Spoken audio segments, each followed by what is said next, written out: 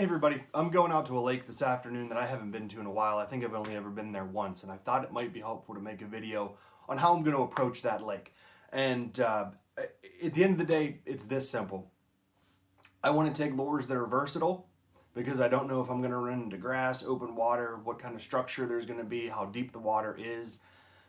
And I also want to take lures that will cover all areas of the water column. So top water, bottom baits, and then some things for in between. So let me give you an example of some rod and reel combinations or some lures that I'm going to start with that might help me to find the fish just a little bit quicker. The first I'll start with, this is intended to be top water. It is just a soft plastic boot tail style swim bait, and that's on a 1/8 ounce keel weighted hook. Now the beauty in this is if I get there and I find out that the lake is choked out with grass, I can in turn make this thing a weedless buzzbait, right? I can burn it over the top, gurgle that tail, and those fish will come up out of the grass and just annihilate that thing. If I find out that there's some sparse grass, I can burn it over the top of the thick stuff, and then that weight's just enough that it'll swim down into those holes. And sometimes you get bit when you drop it down into those holes. And if I find out that it's fairly open water, well, I can swim that thing. I can swim it subsurface and swim it truly like a swim bait is intended to. So there's a lot I can do with just that one rod and that one lure. When we talk about the middle of the water column, we have some choices here, and it's going to really depend on sort of time of year, how much grass you have. But there are really, in my opinion, three that are quite versatile. And all of these would replace a crankbait. Reason being is you choose a crankbait, and depending on what line you're running that on and the design of the crankbait, you're stuck to just a couple of feet of variation, right? So, I might tie on a 3 to 5 foot square bill, find out that I'm finding fish in 8 to 10 feet of water.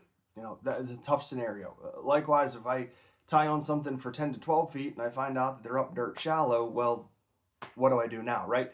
So the three things that would come to mind for me would be a spinnerbait, which I love in the wind. You could throw a swim jig, which I like in the grass, probably the most versatile of all of the three. But the one that I lean toward, and this is personal preference, I always like to go and have some type of a bladed jig tied on. To me, the bladed jig is like an all-terrain square bill, and I know that I can impact the depth at which I swim this. I can let it sink a little bit further. I can work it faster. I can work it slower. But I think that this is very versatile for the purpose. But again, you could choose any of those three. You could go with the swim jig. You could go with the chatterbait, or you could go with a spinnerbait. And then the final one, I want something that I can cover the bottom. And it's not going to be anything crazy like a punch rig. It's just going to be your fairly standard 3/8 or so ounce. Because I think that I can get into some grass with this. I could even go 5/16 or a half, depending on the time of the year. But it's just a Rage Menace. This will get in and out of just about anything. A fairly lightweight, but enough that I can make it versatile. And again, I can drag this thing on the bottom. I can bounce this off of the bottom. I can pitch it around. I can swim it out, effectively making it a weedless swimming presentation as well. So there's a lot that you can do with this, and even in this circumstance, if you had a little bit of a lighter weight, you could buzz this thing on top too if you found yourself in a situation where there was a top water bite. So lots that you can do with just those three things. And I'll give you a couple other examples. Another popular one, and something really in the summertime when we get a little bit later in the year that I like to go to, is just your basic 1-2 punch. First off, it's who doesn't love throwing a frog, right? And it could be over vegetation or could be in open water. This in particular, this is a poppin' style frog, and I like to throw this in open water. You get a lot of bites doing that, and I'm not sure that it's something people think to do.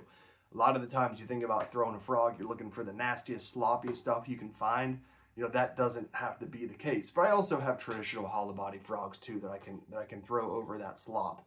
And then to follow that up, a couple of different options. You could certainly throw a Senko style bait, but what I prefer for the versatility is your very basic, just a worm rig. And this is like a 4/0 worm hook.